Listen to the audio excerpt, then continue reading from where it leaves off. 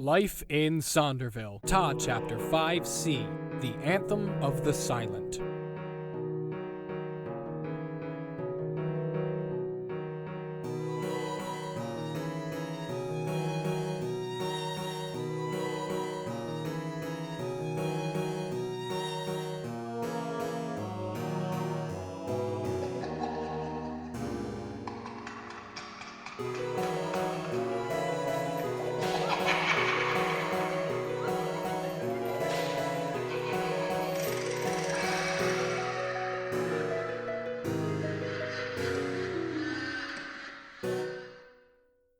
Never mind. Listen, the other guard who spoke with us, do you know anything about them? I cannot say that I recognize them, no. Do you know anything about Trillabane's army? I cannot say that I do.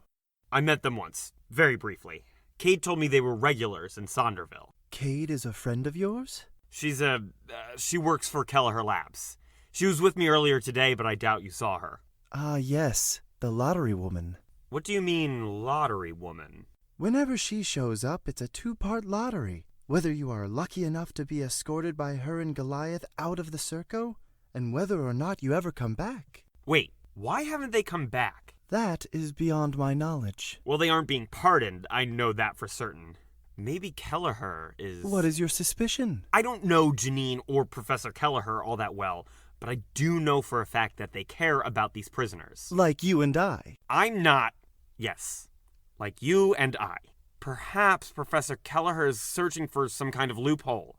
Maybe that's what the evaluations are all about. You seem rather knowledgeable about this Professor Kelleher. I work for him. I'm supposed to be helping people like you. Maybe even getting people like you out of here. I am precisely where God needs me to be. My sins are far too heavy for society to bear. Oh yeah, the 14 people. Yeah, maybe you should stay put. All right, men, at your stations. Talents, to your cells. Yes, ma'am. Cells open. Talents in. Cells shut. Locked. Good night, ladies and gentlemen. Good night, Good night, Miss Nightbolt. I'm never gonna get a hang of these responses. It does take some time. It is now officially quiet hours. That means not a sound is to be heard from the cell block. Is that clear? Yes, sir! Todd, no! Was that your cell, Simmons? Yes, sir, that was me. My cellmate was confused about this nightly custom, and I wanted to make an example of what not to do. Sounds likely. All right, Simmons. You know the drill. First thing in the morning, I know. I'll report to the warden about our winner. Lights! David, I'm so sorry. Shh. What's going to happen? Shh. Got it. Good night, David.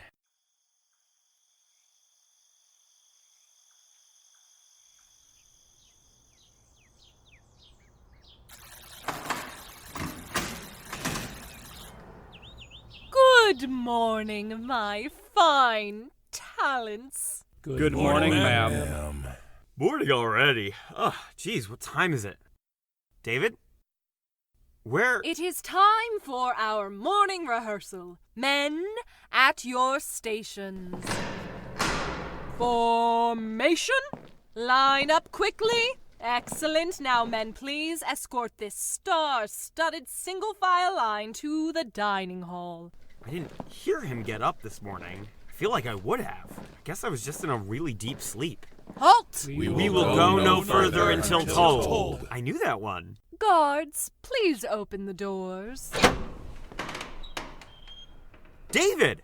Good morning, everybody. I said good morning, everybody.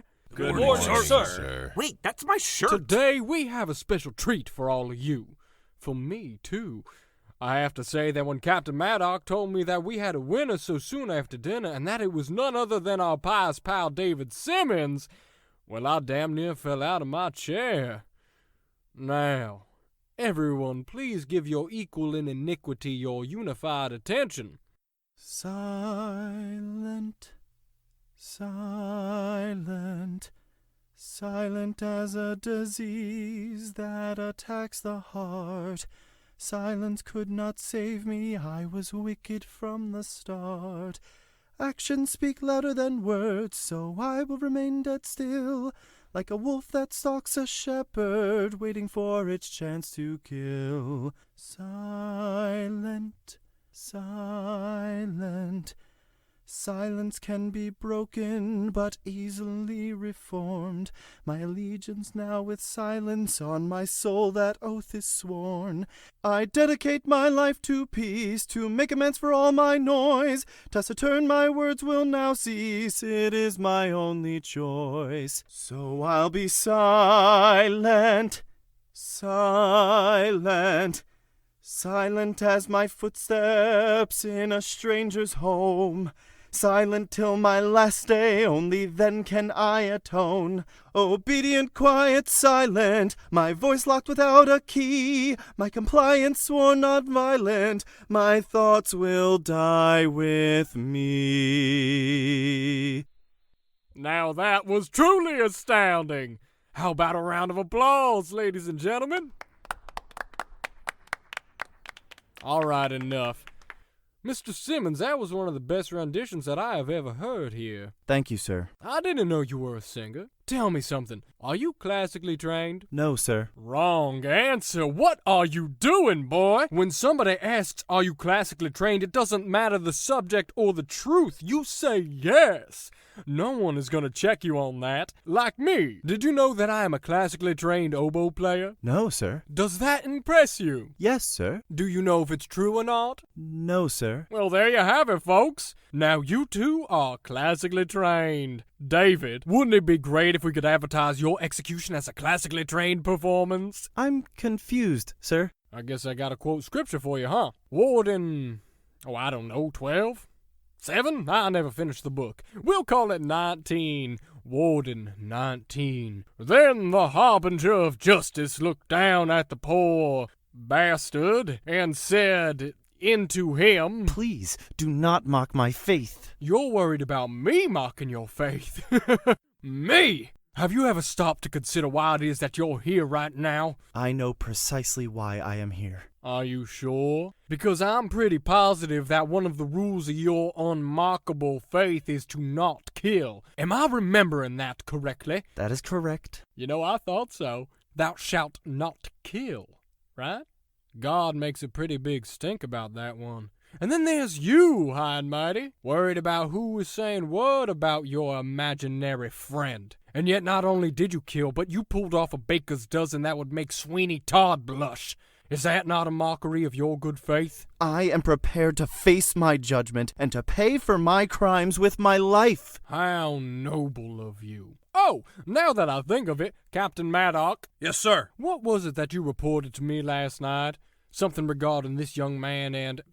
help me out here. Yes, sir. Rowdy, come with me. Damn it!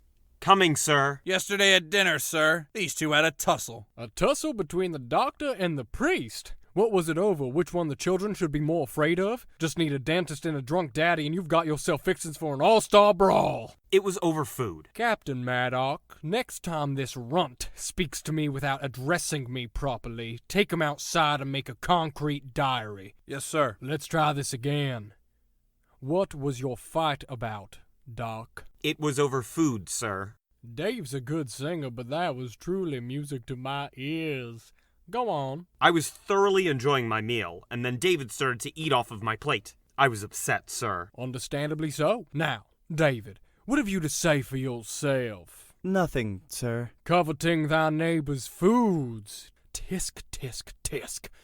It seems like you religious types will just eat anything that is not nailed down.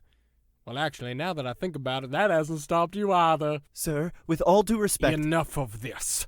David, your final performance will be the song.